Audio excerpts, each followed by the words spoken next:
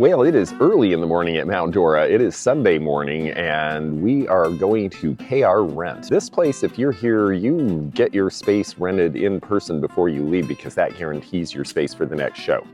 It's not even 8 in the morning, so dealers are just starting to get here to set up for the last day. You're starting to see some things be uncovered. There's still some dew point.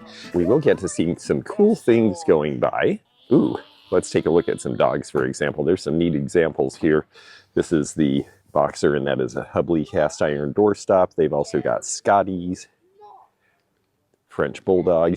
If you like Hollywood Regency and these faux French styles of the 1960s and 70s, boy, they've got a selection here. That is quite a fancy couch.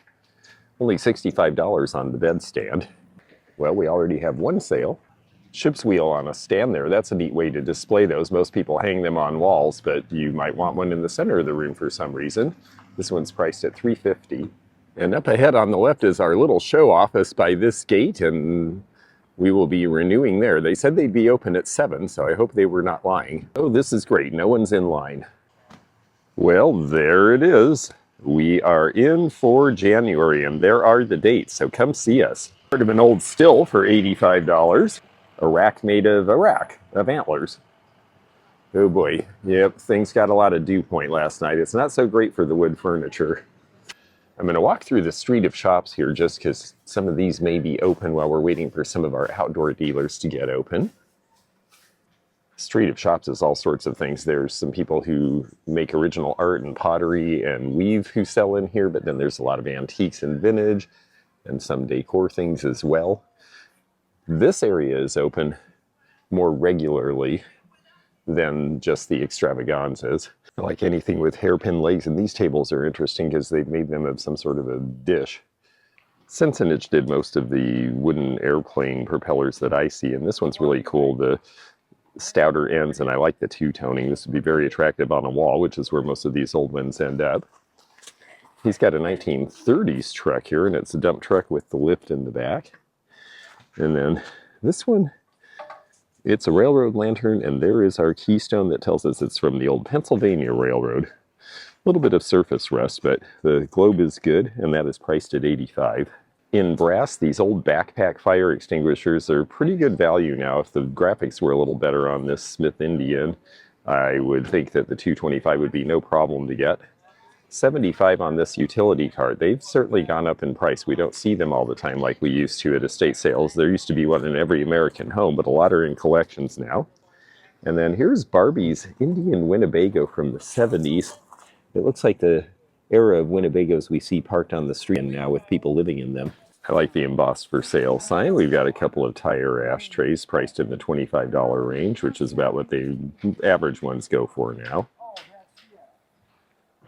I see this with motor oil and paint. It's a late 70s thing. You can see the patent. They were made in Japan, and they're advertising pieces. They're pretty cool, and they do sell. All right, where are we going? This space has some pretty cool pottery. The McCoy double tulips at $48. This is Roseville silhouette pattern here, where they started to go more monochrome, but they were still doing the relief patterns. I've always liked this pattern. It's $140 on that piece. Same on the carnelian. Palatinic figures. We never find these at bargains anymore. They're made of plastic. They say made in Brazil, but Abraham Palatinic was way ahead of his time. $160 for larger pieces is really not out of line these days. Very cool. How are you doing? Yes, if someone really wanted a casket, but there's just cremains, well, there you go. You can still have your casket. That's pretty strange. This is just fun with the frog painted in it. This is Italian. It has a scene on the outside. Guillot. Oh, it's not. It's French. From Port Alamein.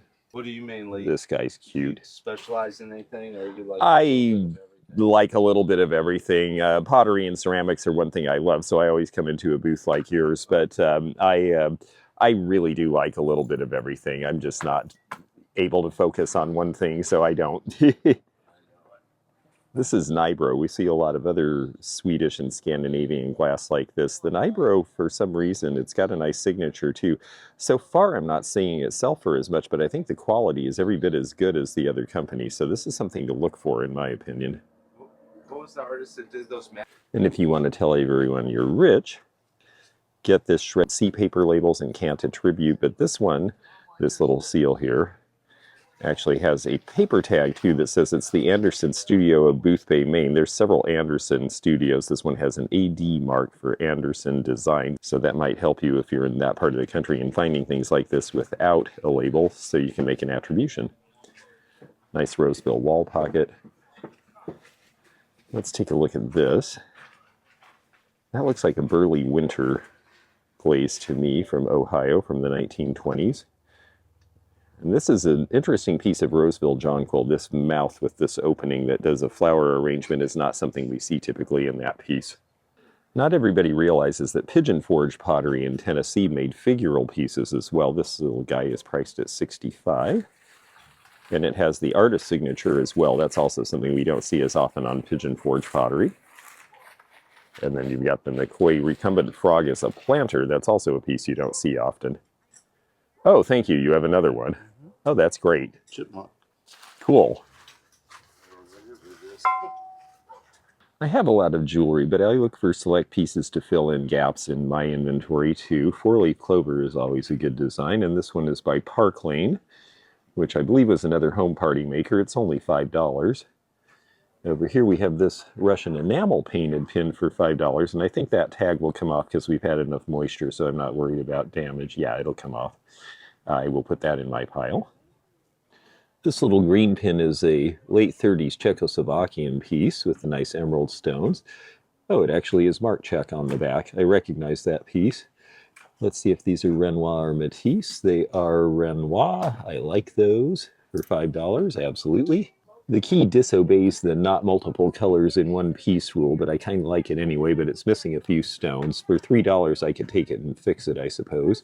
But it would go in the bag with all the other jewelry I could fix someday if I got to it. So I don't think we'll do that for now. This is JJ. That's actually pretty good for a three-piece set. Only $3. What a beautiful day. And I think those will clean it a little bit. That's so inexpensive. I just feel like someone's going to like those because they have the earrings too. So we'll take that. Some Christmas pins, but they're all a little worn. Ornaments. Lots of people selling ornaments at $2 and $3 and $4 each. More for the indents these days. Cute. I still am selling silhouettes, and I'm definitely selling them in tray form. It's only $15, but she's a little bit worn.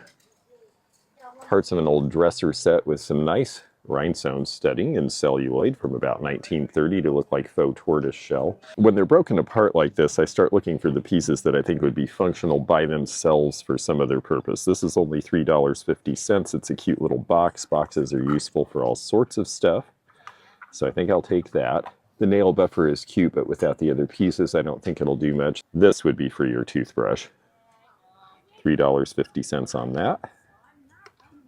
But I think the box is the practical piece, so that's the one I'm going to put in my pile. I like menorah, and this one with the lion is really unusual. It has room for the 9 candles. Let's see if this was made in Israel. Kara, made in India. Ah, a little bit more unusual form of a bowl here. It's definitely mid-century. It looks Murano-ish, but I actually think that might be from Mexico, from the design. Neat alabaster bird here. This is Italian, priced at $35. McCoy Rustic. I just got this color set. I'm looking for the brown for a viewer, but this one is only $38.50 for the 3 pieces. If I hadn't just got it, I would probably get that. They have some nice cameos here. You can sell a couple are in gold by the price, and then there's a couple that are more modestly priced that are in gold filled, but they're all very cute. This very shiny piece in the middle I have the earrings for and not the bracelet, so we'll take a look at that. That was made for Sarah Coventry by somebody. They had a bunch of different companies who made for them because they were house party jewelry, so they didn't make their own stuff. They had other people do their designs, and then they had people take them around and sell them for them. Colored 70s enamelware. Doesn't matter who made it, it's all pretty collectible now. This one's a Le Creuset, that's a big name. There's Desco ware out of Belgium, and there's other makers as well. People love the colors and the strength of it. The fact that it can hold up to a lot of use really makes a big difference because people are using these things. They're not just buying them to look at. A bunch of Royal Worcester Ed Codlers at only $6.50 each. I usually get about double that. These are cute. Some of these were given as premiums for Cheerios, and there's all sorts of this juvenile ware from the 1950s on milk glass. You have the animals playing instruments. You have the prayer before food. You have barnyard animals, donkeys and clowns. And then this one is circus animals. Lots of fun. I know a lot of people who are grandparents today remember these as kids, and you know what? You could be serving your grandkids on these. This is a fireplace fender. The idea was that it would keep you, critters, children, other things, at least give you the idea to not get too close to the fire, so you would sit this in front of the hearth. This one's only priced at $25, which is really cheap. So you're finding young people are getting interested in the religious things. And the pricier ones. It really is interesting to hear that, because for a while that had been a really slow part of the market, and now younger people are catching up. And see, this is the reason we do the channel. So, boy, they have a really interesting variety of stuff here. Fatima, the little ceramics piece, a lot of crucifixes. I always have liked these. These are from the 1930s when blue mirrored furniture was popular. These also, and these tend to sell because they have the blue glass. And at half price, they're only $32.50.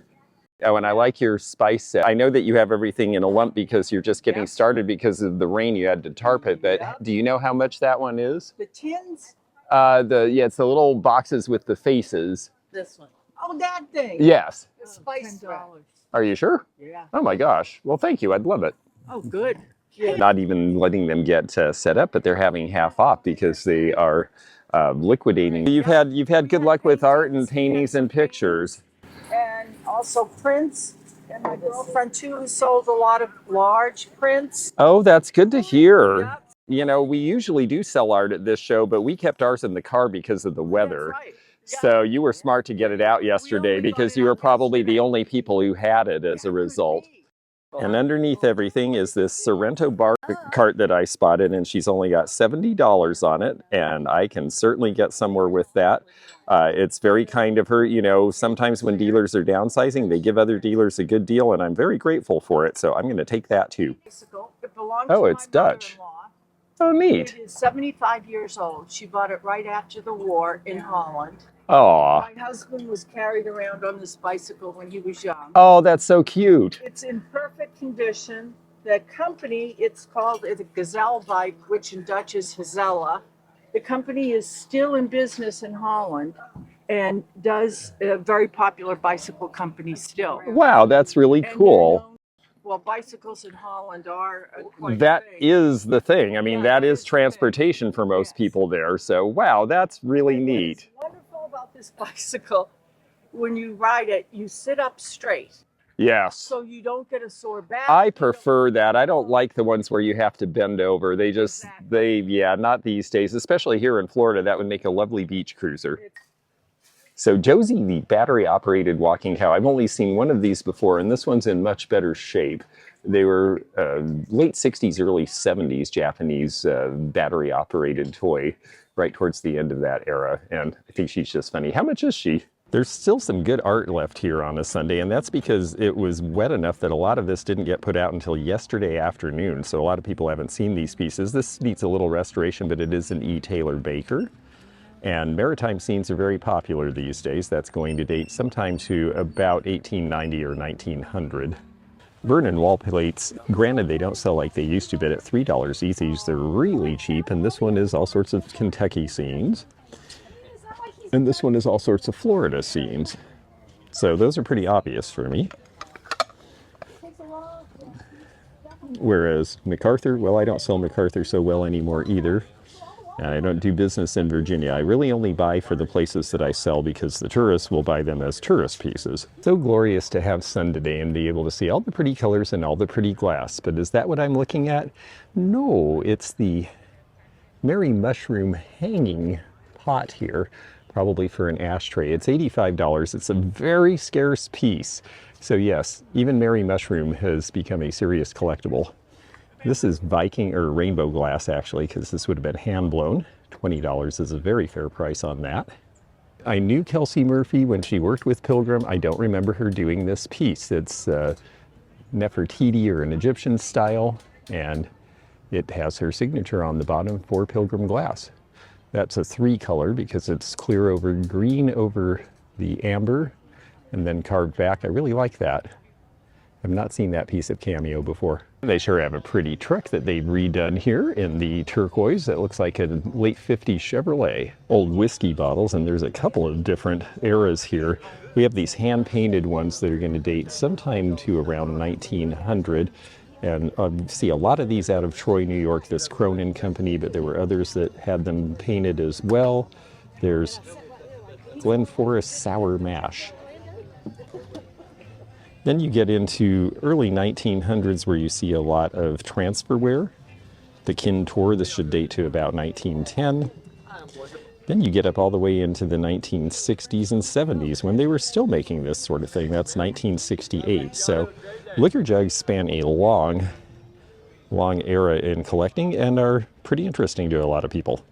We are going to walk up under that Spanish moss and see who's up on the hill, because sometimes some of the best deals are there, but I do want to stop at this corner booth because they get amazing things, and once in a while things I can afford, even though they get really cool designer stuff like these great chairs here, which are Bertoya Fernolds. We are starting to see interest in these Lou Hodges tables. These oak tables with the rounded edges from the 1970s are starting to be collectible, which makes me think that maybe oak will start to make a comeback. Spatterglass Murano decanter is priced at $105. That's an interesting piece, and I like this Sommerso here. See how the color goes. One color inside another, inside another. This paperweight here also is Sommerso style from Italy. I like this metallic sheen on this piece of art glass. It was done for Correa glass, signed Bilardo. It is priced at $285. It's a beautiful piece. Beautifully fragile, why yes it is. I think that's a really interesting lamp. I love the little poofy flower at the bottom. Boy, if you could find the chairs, you just don't see the blue patterns anymore. 1958 and it's priced at $225. This fellow is popular because he sells a lot of his silver by weight, and some of it's jewelry, and then some pieces he quotes individually, but I like some of his other stuff. The chauffeur, bank detective, that's kind of fun. It's heavier, so you know it's a real one. Fire departments, those sell sometimes. Wheaton Glass Company, now that's interesting just because it might be cross-collectible. Wheaton Glass is the site of a great museum now, the Incredible Museum of American Glass. This is a neat version of the bachelor chair, and you think, why a bachelor chair? Well, the idea was that this piece converted, and this is a handmade one obviously, you can see with the dovetail, so it's a staircase when you need it, and then when you flip it over, if you were in a small place, it becomes a chair. Just like that. Isn't that a great design? These sorts of space savers were necessary in big city apartment buildings in the early 1900s. So all of these are Swedish pieces. And this in particular is a wonderful piece. This sleigh is just incredible with the hand painting, even though it's 75 degrees here. It's a nice old piece, you can tell by the metalwork. It's really something very special. You can tell a lot of the metal is hand done because of the roughness and the unevenness. They're not exactly alike, so there was a lot of hand smithing that went into this. I would say it dates to sometime around the early to mid 1800s.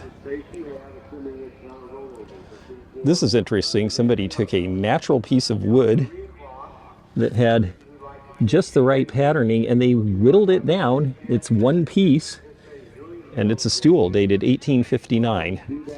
Primitives are so interesting because people had to really just let the natural items speak to them and then figure out how to make them into what they needed. And that's part of why they're so collectible now. They're unusual, they're folksy, and there's uniqueness to it. There are some clearly antique things in here as well, especially that amazing workbench.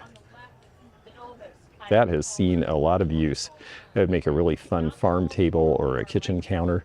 Or yes, you could use it as a workbench again. Friends Rodney and Rhonda are busy at work with some customers here. Good morning, peace and joy. I love it. That's a wonderful Sunday message. Yes, it is. And I want you to know that I filmed that lovely Swedish sleigh in your honor around the corner. Did you see it? Yes, and I wonder if it will be under my tree. I was wondering too. Do you know how much he wanted for it? No, I was afraid to ask. I know, he was busy, or I would have too. Well, maybe it should be under your tree. Let's see if we can get you a deal. Look at this neat woven lamp from about 1920. We don't see many in the wicker that are in one good intact piece. And then this is an interesting Chinese piece. Everything folds down at the bottom. But I don't have a bowl for it. Oh, I see. So that's why the front feet come forward, because it looked like an umbrella stand, but I see it's supposed to have a bowl there. Makes sense. Beautiful piece, though. Yeah. Hand carving is spectacular. The hand carving's great and it's intact. You can find a bowl. Nice 1880s roll top desk. Actually a cylinder desk, because a timbre is necessary for a roll top. It's going to be there is your cylinder, and it rolls down, and look at the burl on that. That's a very handsome little piece, priced at $395 from about 1880. Oh, okay. A lot of it comes out of, obviously, the Northeast. A lot of us who do shows know what our friends that may set up around us specialize in. I send him a picture, do you want me to buy it for you?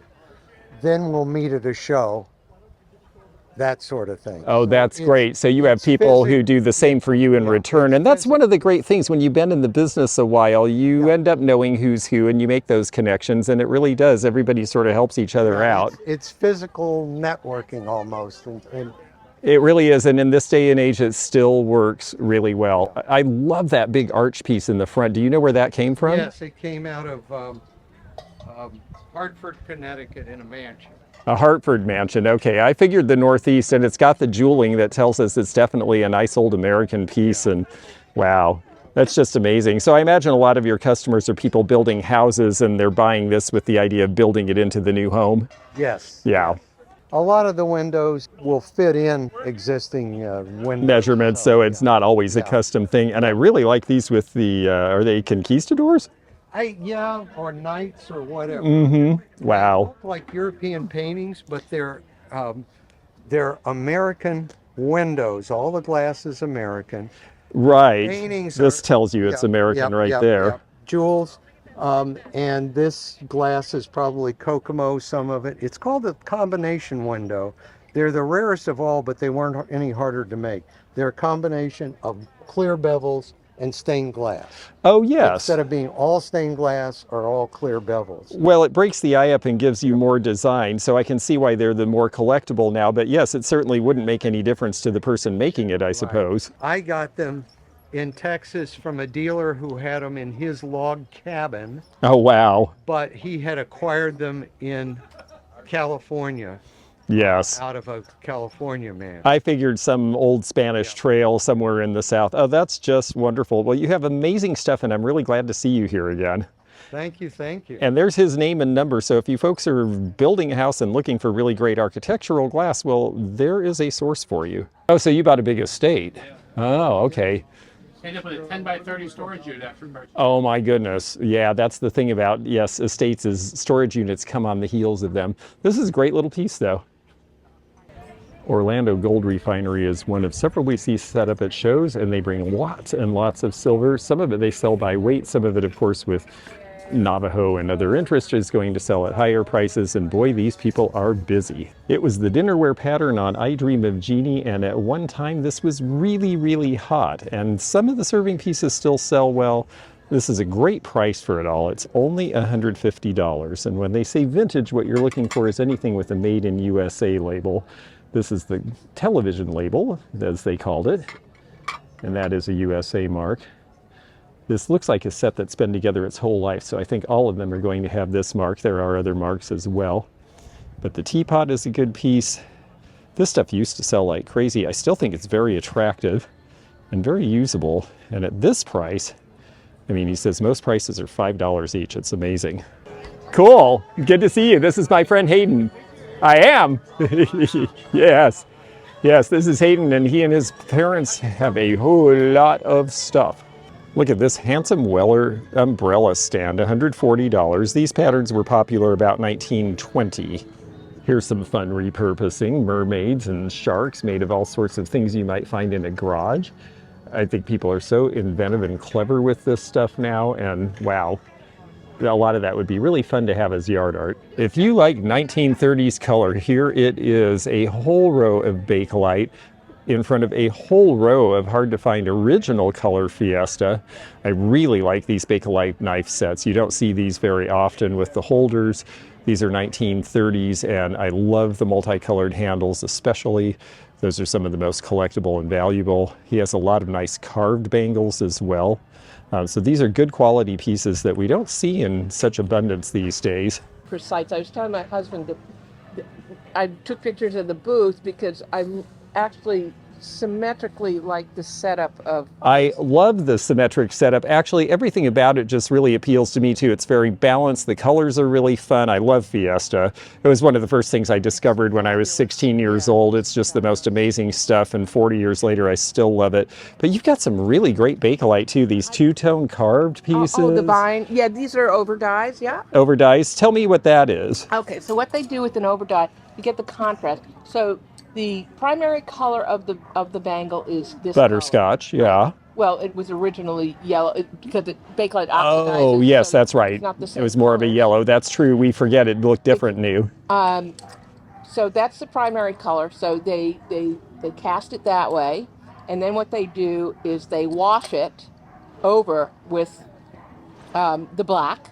That is so interesting. And so that way when you carve it, you get the contrast, because there's carved pieces obviously that don't... Mostly they are just single color, right, exactly. It really depends here. Here's more... Or these with the inlays, yes. These are overdyes. Oh, interesting. So they could do the carved pieces could be overdyed. And this too, yes, because what they do is, so it doesn't look like it, but this is two different colors. It's oxidized over the years. But so what they did was, this was the original color, and then they overdyed it.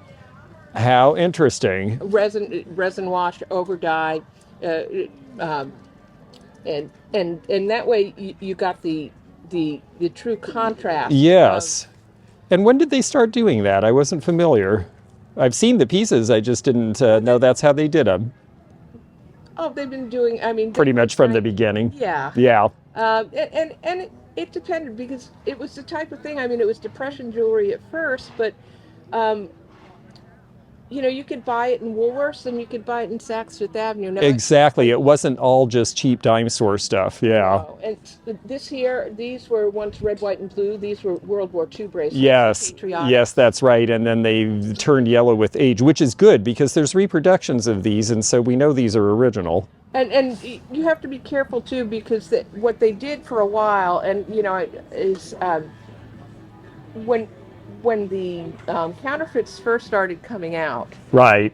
What they did was they soaked it in a phenolics solution. So when you test so it would test as bakelite. But if you kept testing it, it goes away. There's a good clue, folks. The patterns, you see, one of the basic things, people say, how do you know it's bakelite?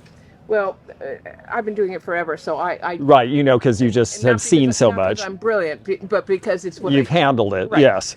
You can tell by the patterns how they're some of the counterfeit stuff.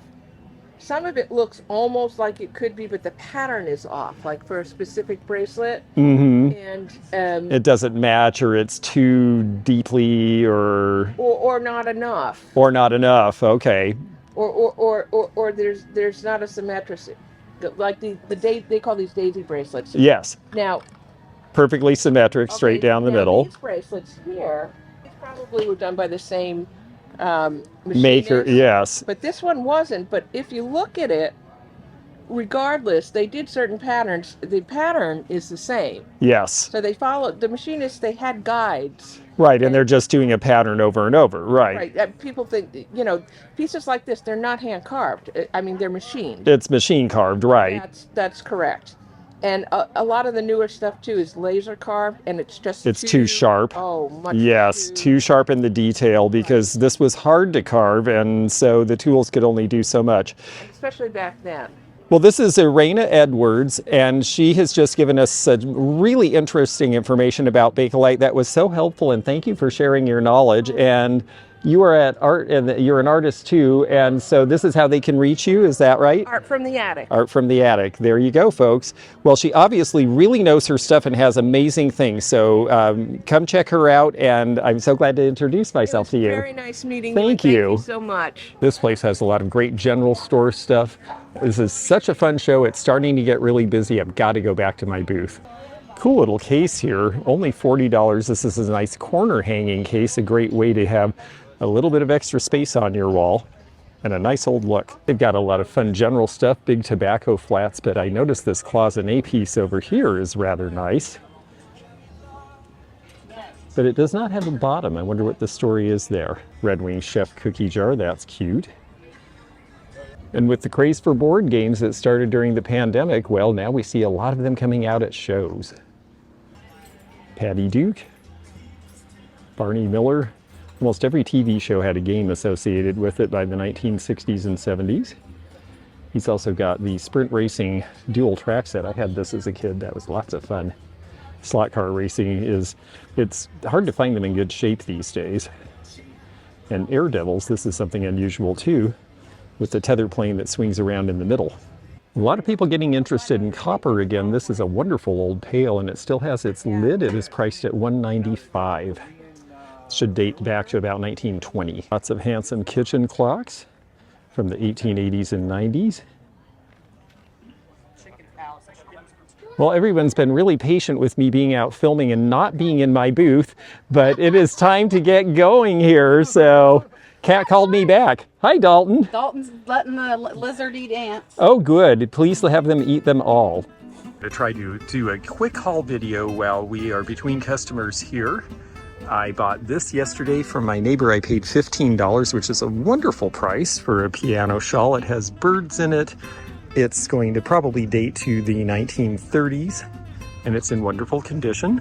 And I've noticed a lot of people are starting to like yellow and amber tones again, so I thought it was a good time to get this. And then there's this pile, which is pretty good considering I only spent an hour and 20 minutes shopping, and not until today. And that just goes to show you, you can shop a show any day and you will still find things. I paid $30 for the Murano glass piece on the left here. And it's a nice one that shades down to amber. I paid $10 for this paperweight, old style paperweight. Break the news to mother, it sounds like someone eloped. Celluloid and rhinestone studded little dresser box, that was only $3.50. I got an apartment sized single cone cranberry épergne. I have not had that one before. I know everyone else has, but I think it's great, and it's fun to have something I haven't had before. A couple of Vernon plates. I just buy the ones from places where I sell, where I know tourists go. So I've got the Florida one for here and the Kentucky one to go back north. This was $10. It has all the spice boxes in it. It's by Wales of Japan from the 1960s. It actually has their sticker on the back, which I think I can show you if I'm careful. Let's see if we can do this with one hand while filming. There you go, Wales of Japan. The Al is Tonala, and it has an AS mark on the bottom. Nice colors. I also bought a really neat Fenton lime green compote. It's sold already. These are Renoir. Copper earrings, they were only $5. This BSK set was only $3 with the nice pinkish enameling. I did step up for the Cameo. She's a small one, but she's 14 karat gold, and so I paid based on gold value around $80. There should be around 80 to 100 in gold. I'm hoping that she might be a $125 to $150 Cameo. These Abraham Lincoln tiles were done, I believe, around the time of the centennial of his birth in 1909 by the Allen Tiling Company when tile was really popular. It's got the old postal code. I buy these every time I see them. I think I only paid $5 for that one. I usually sell them for $15 to $20. Little flower power pin I picked up cheap. This I actually paid more money than I've ever paid for one of these before. I paid $20, but it is getting hard to find the coral because they're not harvesting it anymore. So I thought that was worthwhile. And then this, I stepped up for a little. It is 80s, but it is signed Giorgio, and you don't really see a lot of their jewelry. So I am curious to see how this will comp. But I think for $30, I did all right. And last but not least, all of it is sitting on a Sorrento tea cart that I wheeled across this entire event, the entire half mile of road to get here.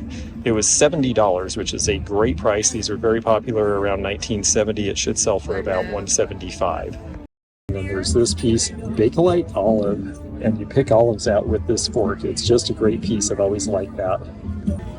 And then here is this neat Russian piece with all the minarets. It looks sort of like the Kremlin. It is signed and it's a nice large piece. There's the signature there. And that was only $5, which I think is a bargain. And now today, we finally got our hot, sunny Florida weather. It's almost 80 degrees, so now I'm covering up the jewelry because it gets really hot in those cases, and you can lose stones and have celluloid crack and all sorts of bad things. So if you're outdoors in the sun, make sure you protect your stuff. One thing that's interesting is seeing what comes out on the last day. This piece just appeared on Sunday. The dealer decided to bring it in. It's from her private collection. This is Wyland. Wyland is well known in Hawaii, where he has a gallery, and there are other galleries. I think even St. Petersburg has one now, but this is a resin sculpture, which he didn't do a whole lot of those. There's the Wyland mark from 1990, and look at it in the sun. This color is just so deep and rich. I've always been a fan of Sasha Brossoff's resin pieces, but Wyland being a known artist, I think this is a good piece. If you enjoyed this video, check out this one. Also, click thumbs up to like this video and check the description for information about our Patreon, our memberships. We've got a lot of different levels with different perks and bonus videos and early content. Also, please do check out our website, theantiquenomad.com, for appraisal help. And we'll see you again for more adventures in the antique and vintage community soon. Bye for now.